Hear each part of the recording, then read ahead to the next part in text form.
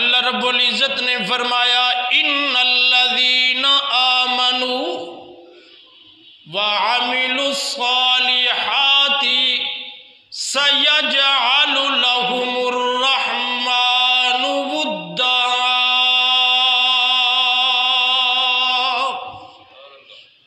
فرمایا بے شک وہ لوگ جو ایمان لائے اور اچھے عمل کیے،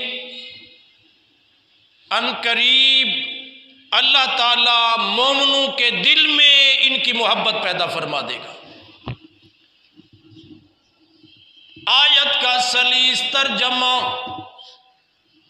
اور اس کی مختصر تفسیر یہ ہے، وہ لوگ جو ایمان لانے کے بعد اچھے عمل کرتے ہیں، اللہ ان کے لیے مومنوں کے دلوں میں محبت پیدا فرما دیتا ہے۔ مومن ایسے لوگوں کی عزت دل و جان سے کرتے ہیں، ان کا احترام کرتے ہیں، جو ایمان لانے کے بعد نیک راہ اختیار کر لیتے ہیں۔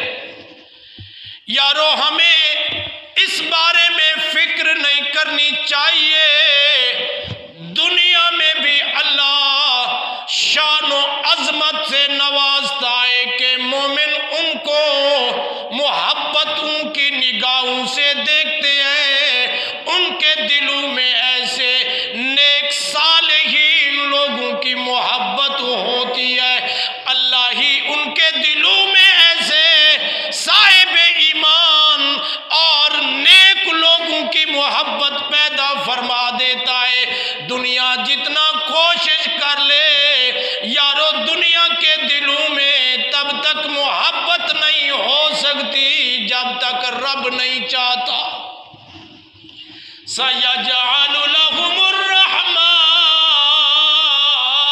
وُدًّا۔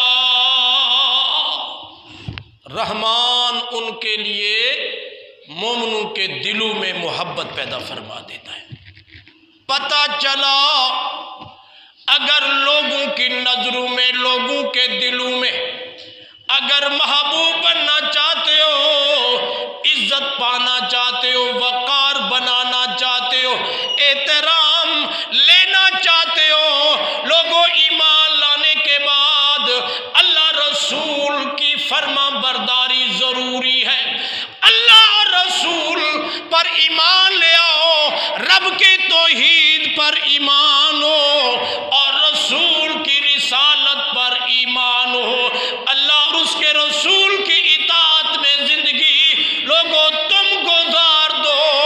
دنیا تو دنیا، آخرت میں بھی رب کائنات عزتوں سے نوازے گا۔ جو اس دنیا میں مومنوں کو متوجہ فرما دیتا ہے، ان کے دلوں میں محبت پیدا فرما دیتا ہے، تو کل قیامت کے دن عزت کا منظر کیا ہوگا؟ یہ تو قرآن نے اعلان فرمایا ہے۔ فقط ایمان لا کر اللہ رسول کو پس پشت ڈال دینا کہ جی ہم اپنی خواہشات کی اتباع کریں گے، لوگوں اس دنیا میں بھی کوئی عزت نہیں ہے، آخرت میں بھی کوئی عزت نہیں ہے۔ اللہ رب العزت نے عزت کا معیار قرآن میں بیان فرمایا، ان اکرمکم عند اللہ اتقاکم۔ اللہ نے فرمایا اللہ کے نزدیک متقی، پرہیزگار اور وقار والا وہ شخص ہے جو زیادہ اللہ سے ڈرنے والا ہے،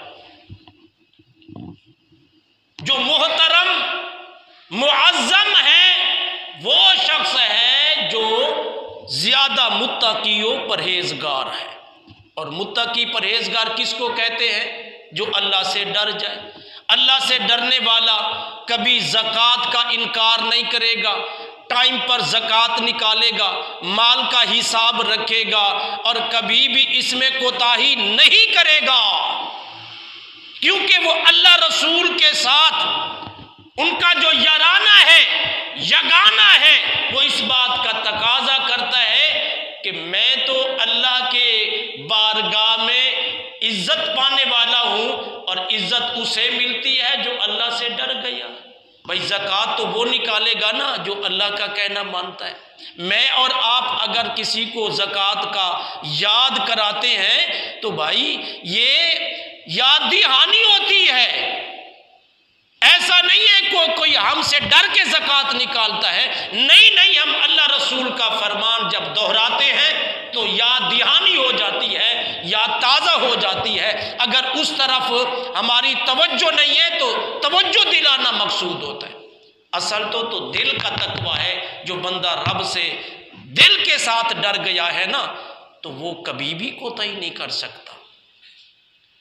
ہم ایک دوسرے کو جو اللہ رسول کا فرمان سناتے ہیں وہ تو یاد دہانی ہے بھائی، آخر انسان ہے، بھول جاتا ہے، تو ان کو اس کی زندگی میں یاد کرایا جائے تو وہ دیر نہیں لگاتا۔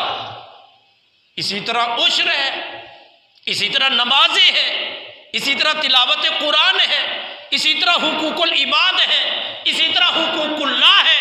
ہم یاد ایک دوسرے کو کراتے ہیں، اور قرآن بھی یہی کہتا ہے وَتَعَاوَنُوا عَلَى الْبِرِّ وَالتَّقْوَىٰ، تم تقوی کے معاملے میں، بر کے معاملے میں یعنی نیکی کے معاملے میں ایک دوسرے کے ساتھ تعاون کرو۔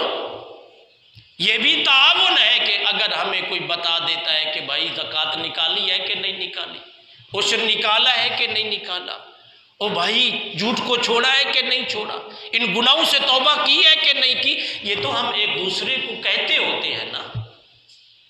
والدین اپنے بچوں کے حق ادا کرتے ہیں کہ اٹھو بیٹا نماز کا ٹائم ہو گیا ہے، تم عاقل بالغ ہو، تم مسلمان ہو، مرد ہو، تم مسجد میں جاؤ، بچوں تم عورتیں ہو، بیٹیاں ہو، باہو ہو، تم گھروں میں نماز کا اہتمام کرو۔